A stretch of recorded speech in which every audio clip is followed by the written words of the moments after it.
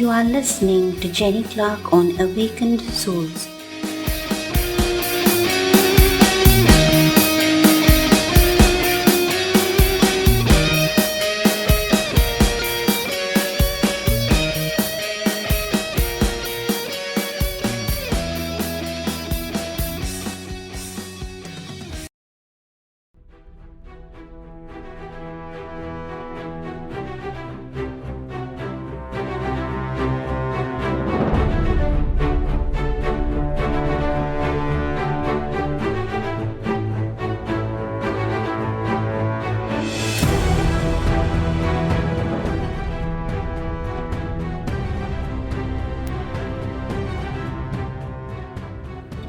Humanity is a parade of fools, and I am at the front of it, twirling a baton.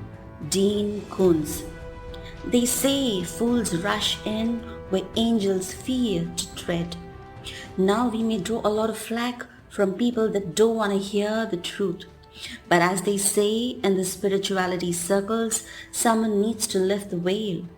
Today, we are looking at the disturbing and dark world behind some of the most horrific crimes in human history perpetuated by cults. We are debunking cult leaders and fake lightworkers. You are listening to Jenny Clark at Awakened Souls on Anchor.fm. You can also tune in to all my podcasts on Spotify. Every week we will bring you stories and pearls of wisdom from the amazing world of spirituality. We will talk about everything from ghosts and hauntings, exorcisms, shamanic teachings, crystal healing, angels and demons, tarot and the occult, to aliens and starseeds. I'm sure you're gonna love it. If there is anything you want to share or want us to cover, do DM me on this podcast link at Awakened Souls on Anchor.fm. Awakening is a state of being awoke or woke, which is the cool term these days. But in our crusade to see the light, some of us take dark tunnels and follow leaders that lead us through the rabbit hole, quite literally. If you are easily influenced, this means you are easy prey. The belief in ascension has taken twisted and dangerous turns throughout history. Take for instance Amy Carlson. Some of you may have heard of her. She is known as Mother God by dozens who follow her in person and online. Amy started a new age cult called Love Has Won. For years, Amy predicted she would ascend to a fifth dimension to save humanity. But observers who try to dispel the cult's instruction believe she ultimately became a victim of her own teachings. On April 28, 2021, the mummified corpse of Amy Carlson was discovered in a trailer near Creston. Its state of decay suggested that she had been dead for several weeks. She was 45 at the time of her death. The body was found in a sleeping bag wrapped in Christmas lights, the face covered in glitter, the eyes missing. In what authorities stated was a makeshift shrine, the crime brought international attention to Carlson. It also brought attention to the cult, the small town at the base of Sangre de Cristo Range in the San Luis Valley. 7 members of this group were charged with abuse of a corpse. 2 women were mothers who separated from their children. One of those women is the mother of a 13-year-old girl who was found in the house with the body and placed under the supervision of the County Department of Social Services. Let's look at Amy's journey. Amy's journey from a McDonald's supervisor to cult leader status took place over 13 years, and it still confounds her family.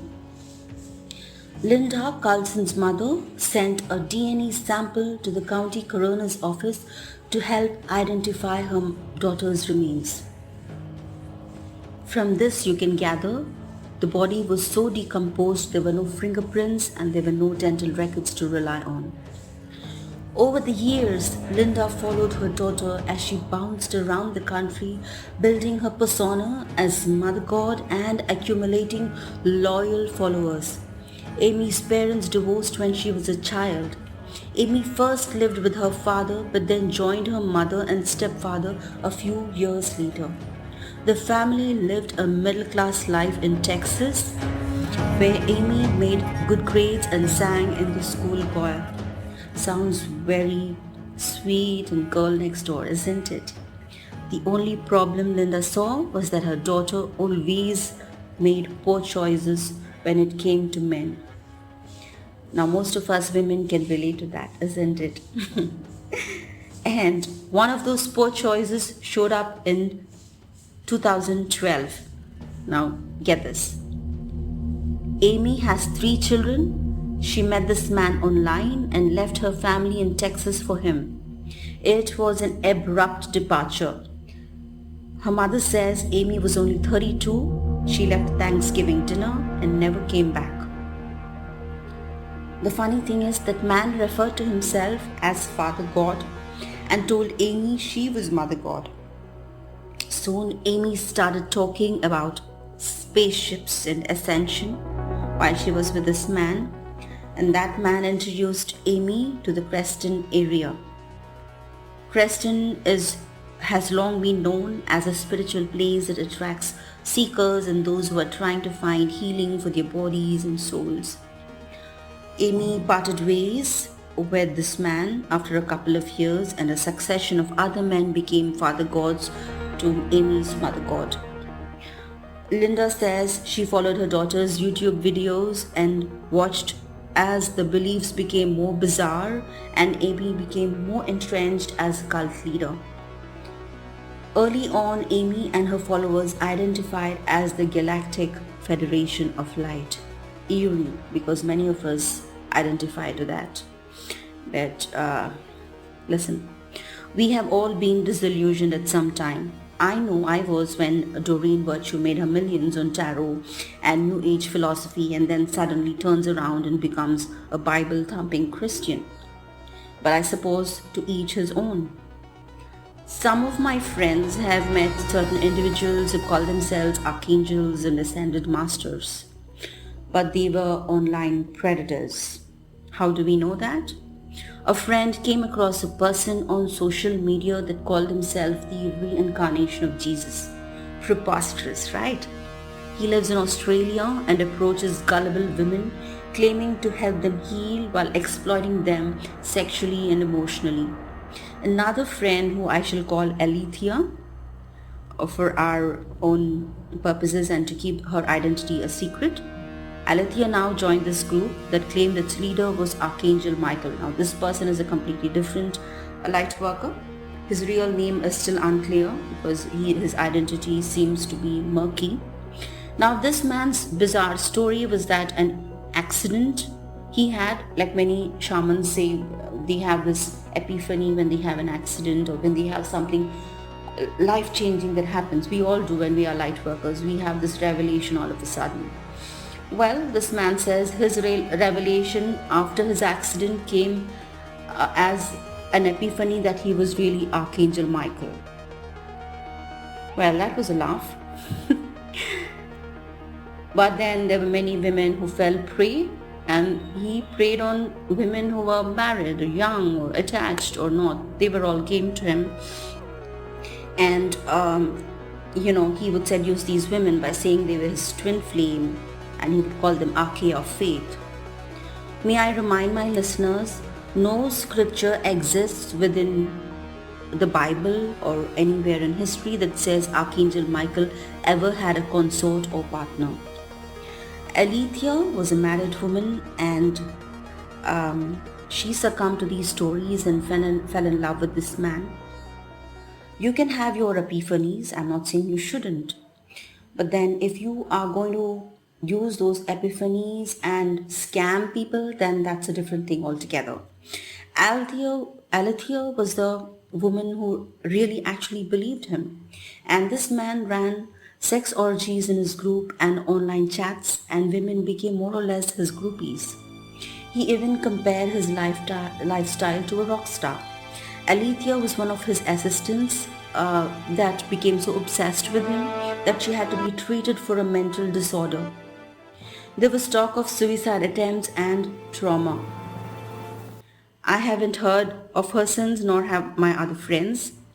Individuals like these, fake light workers are rife not just on the internet, but in real time. So really, this is my way of telling you to be careful. We realize religion and philosophy plays importance on faith. Not just women, there are many lonely men too that are gullible and easily fooled by those that use faith for their benefit. So we end up believing a pretty face and the lies. Yes, there are plenty of female fakers too. Stories have abounded that we have alienic heritage in our gene pool, and to each his own belief, like I said earlier. I myself practice tarot and believe in Lemuria and Atlantean civilizations. True starseeds use these terms loosely, with the Lightworker and Empath card of course, and we don't use it to exploit or brainwash people, but making shocking, deceitful revelations to seek attention and making money from it. Now that's not entirely ethical, is it? There are fake light workers that declare they are descendants of alienic races, and although some believe that aliens walked amongst us in the ancient times, there is no factual evidence that they continue to breed human hybrid babies in the present millennia, as some are wont to claim. Some fake mediums claim they are bred by aliens, and others claim they channel messages through their, wait for this, alien twin flames. Even though most of us keep an open mind, and when beliefs border on the fantastical and delusional, you have to ask yourself, how far are you willing to go to be fooled? Moving forward, they may one day become an Amy Carlson, because some of us have become their followers and encouraged this sense of self-importance and delusion. God forbid they may even become a Charles Manson. Be careful you don't play into their hands. If you want to call Psalms and prodigies as hybrid or rainbow children, then that's your call. Albeit the age group of these scammers keeps getting fuzzy right now. I've seen women and men born even in the 2000s are doing this, so really you have to be discerning yourself. Sure, we can have full disclosure, but when things go too far, something's gotta give. I cannot say this enough. It is a shame because it undermines the work of real light workers, psychics, starseeds and healers that have truly experienced disclosure and are actually in it to help humanity.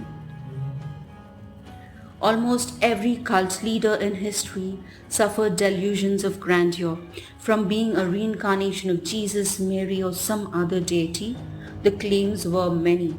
You are welcome to have your beliefs, even doing past life regressions, and whatever you feel will help you deal with your demons and working with your dark night of soul. We are not saying it's blasphemy because most people are not irrational fundamentalists.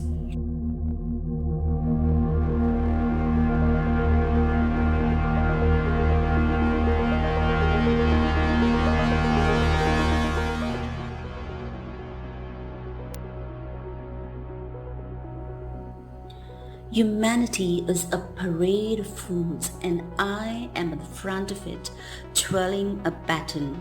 Dean Koontz.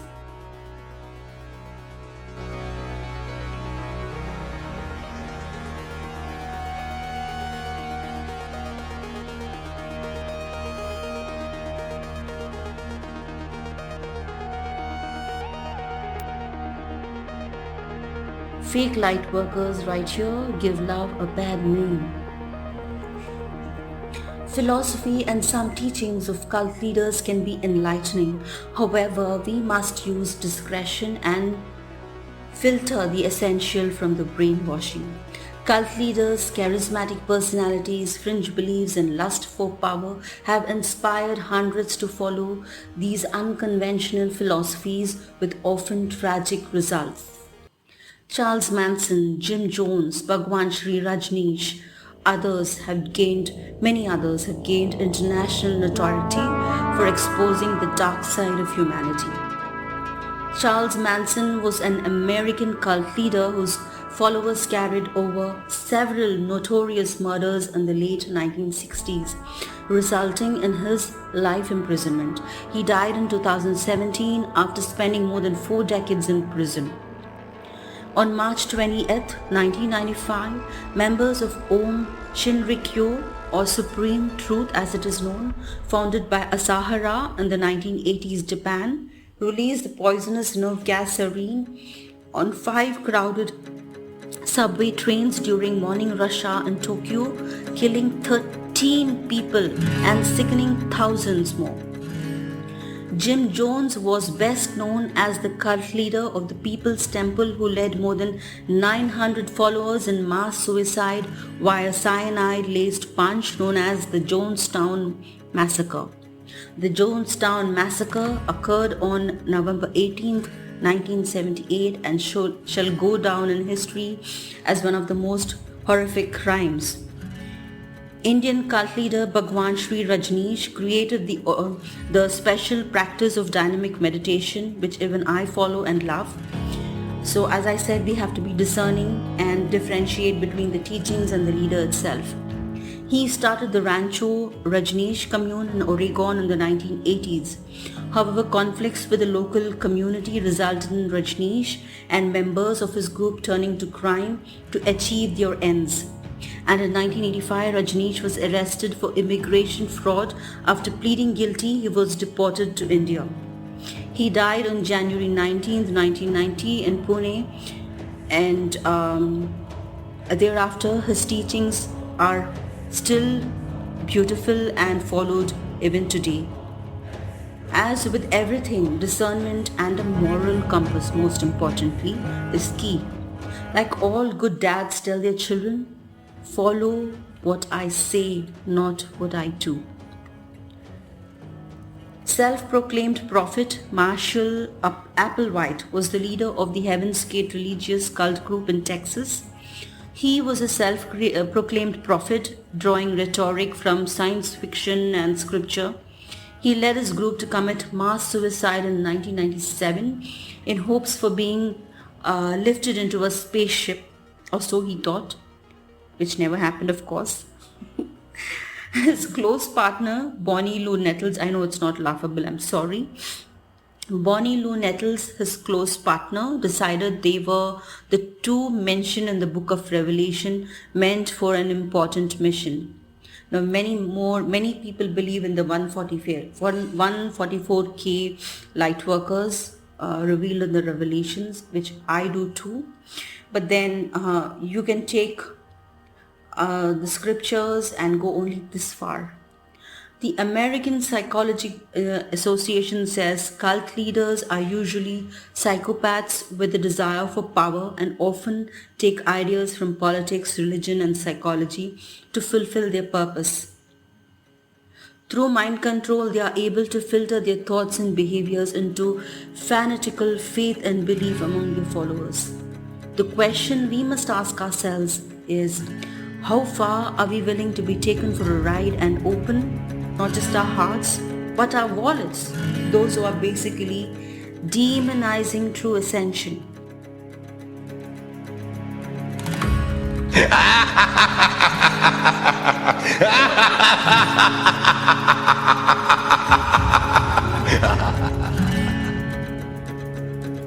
If you are in the process of awakening and are looking for guidance, be careful you don't fall prey to the sinister predators that lurk in the dark corners of the internet, hunting the innocent.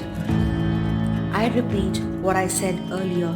It is a shame that spirituality is given a bad name by the fakers and psychopaths because it undermines the work of real light workers, psychics, starseeds, and healers that have truly experienced ascension in some form and are here and willing to help humanity. without bias or without strings. You have to use your own sixth sense to know the difference. We're coming to the end of the podcast. If there is anything you want to share or want us to cover, do DM me on this podcast link at Awakened Souls on anchor.fm. You can also tune in to all my podcasts on Spotify. If you want to email me, I am available on authorjennyclark@gmail.com. That's right, I'm an author, a guru, yogini, shamana, shamyanka, and there are so many other names and titles that we can go by, but I'm a light worker at the end of it. Until next time, everyone, angel blessings and namaste. Love yous.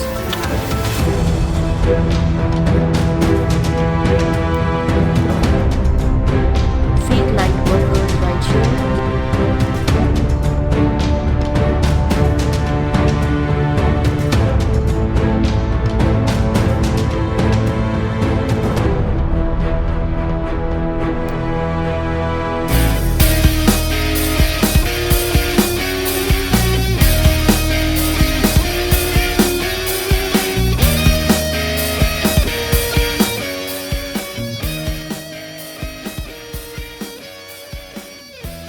You are listening to Jenny Clark on Awakened Souls.